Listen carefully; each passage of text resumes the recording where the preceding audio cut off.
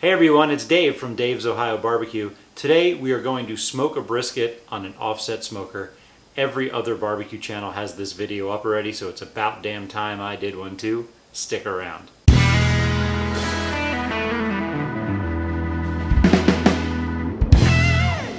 Alright, so let's talk about brisket for a second. What is a brisket? Brisket is like the muscle from this part of the cow. It's kind of like chest muscle. It's two overlapping muscles. You'll hear them referred to as the point and the flat. The flat tends to be a little bit leaner. The point tends to be that real kind of fatty sort of really juicy type of meat. If you hear someone refer to fatty brisket, that's the muscle they're talking about. So we are going to cook this on the offset smoker, my BioClassic offset smoker.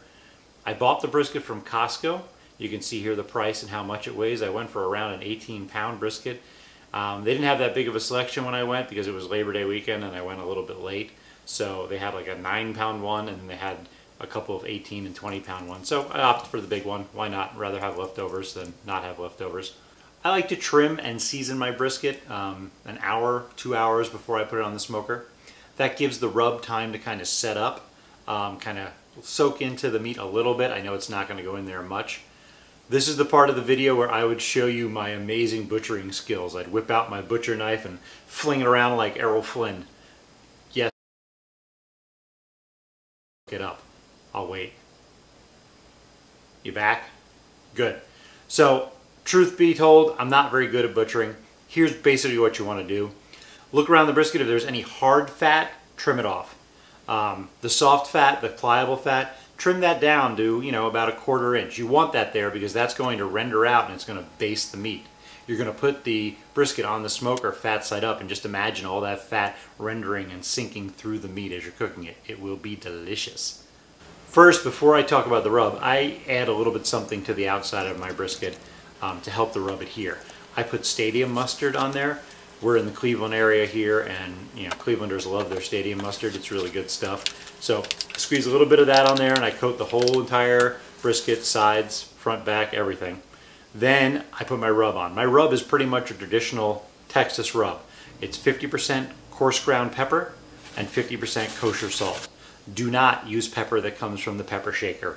It's too fine and it just kind of cakes on there. It's not going to give you the right texture on your bark. So if you have a coffee grinder, something like that, maybe even a small food processor, grind up some whole peppercorns and you will get much better results than if you use the really fine shaker pepper. Not very good. So for this brisket, since it's so large, I'm actually going to run my smoker a little bit hotter than usual. A lot of times when guys smoke meat, they go 225, 250. I'm actually going to bring this more up into the 275 to 300 range. One, it's a brisket, it can take it. And two, this will speed it up a little bit. As it stands now with this size brisket, I'm going to start it at about 2 in the morning because I want to make sure it's done for dinner.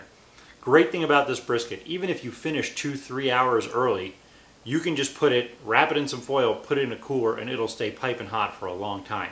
So don't worry about finishing early. The real problem is finishing too late, finishing after your guests arrive, and then it doesn't have time to sit.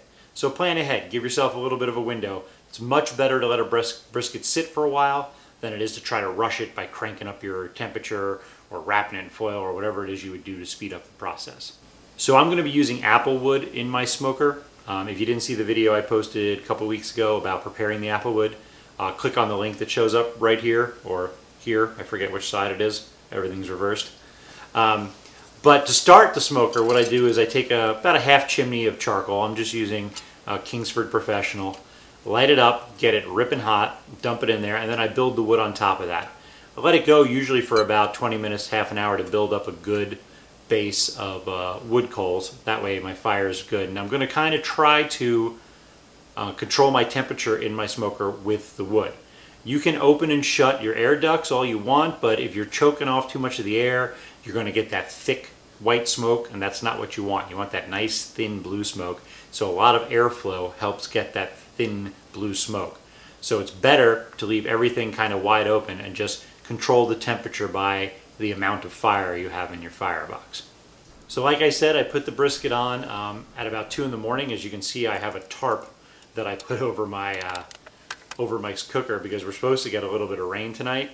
And I'm just going to be kind of coming out every half hour, making sure the temperature is right, and monitoring this for a long, long time. You'll see I can add some wood to the fire from time to time. There's really not anything to it. I'm not even going to crack open the smoker until I reach the 6-hour mark.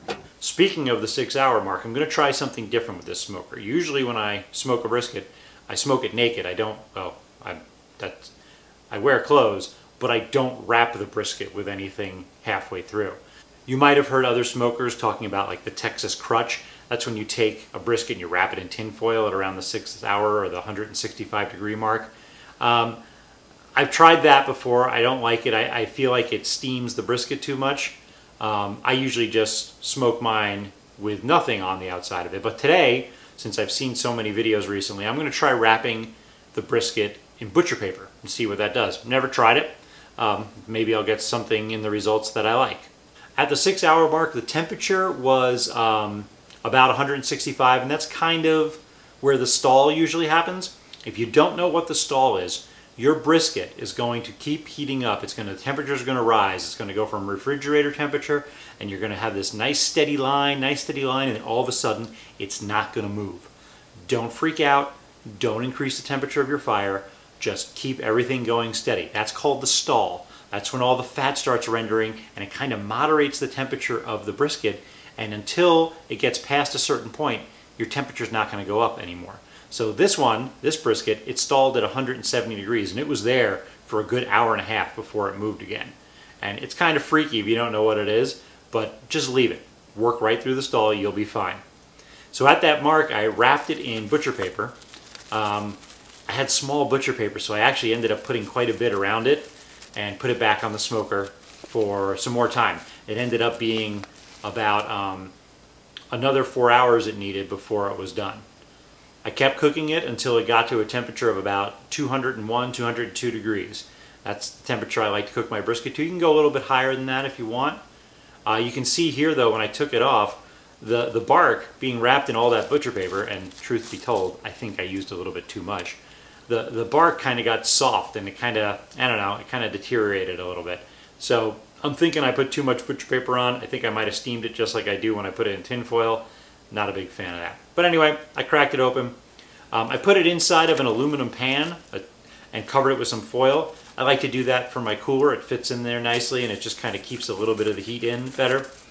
I put some towels in the bottom of my cooler, and I put a blanket on top of the cooler, and don't worry, I washed all these things before I used them today.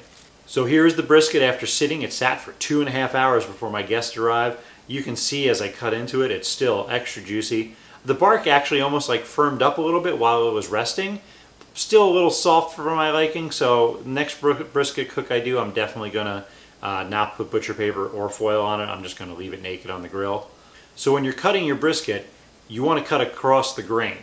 When you're cutting the flat, which is the thinner part, you want to cut one direction, but when you get to the point, which is the fatty or juicy part, you're going to actually cut perpendicular. You're going to turn 90 degrees because the grain in the muscle runs at a perpendicular angle to the flat. So make sure you're doing that. If you need to, please watch a video about how to cut a brisket. I'm not an expert at it. As I told you earlier, my butchering skills kind of suck. But watch a video, learn how to do it. This was perfectly juicy. All my guests loved it. It was fantastic, actually. Even the leftovers were good. Just heat it up in the oven for a little bit, and delicious. That's it. Brisket on the offset smoker turned out perfect. You're going to need a lot of time to do it, but it's well worth the wait if you can do it. As always, check the description below. I've got some links to Amazon if you like any of the equipment I used, or you want to know what I used to record this video or what I used during my cooks. Also, be sure to follow me on social media, Instagram and Twitter. And as always, press that subscribe button, please. Thanks for watching. We'll see you soon.